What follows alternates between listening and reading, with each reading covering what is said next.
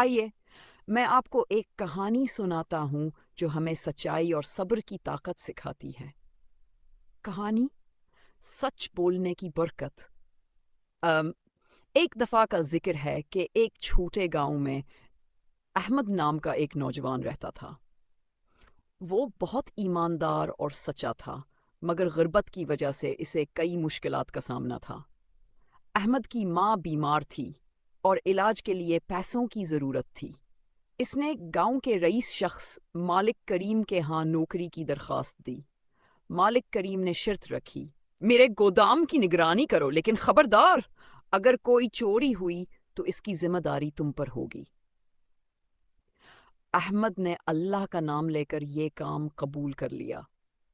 کچھ دن بعد گودام سے مہنگے سامان کی چوری ہو گئی۔ سب نے احمد پر الزام لگایا۔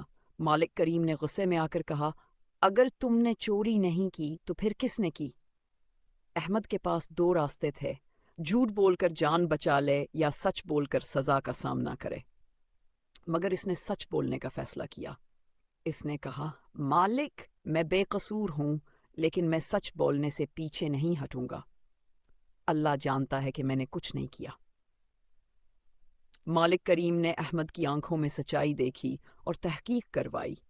تب پتہ چلا کہ چور کوئی اور تھا اور احمد بے گناہ تھا۔ اس ایمانداری پر مالک کریم اتنا متاثر ہوا کہ اس نے احمد کو اپنا منیجر بنا دیا اور اس کی ماں کے علاج کے اخراجات بھی اٹھا لیے۔ سبق سچائی اور صبر کا صلاح دیکھا دوستو۔ احمد نے وقتی مشکل ضرور جھیلی، مگر صبر اور سچائی کا بدلہ اللہ نے اسے عزت اور کامیابی کی صورت میں دیا۔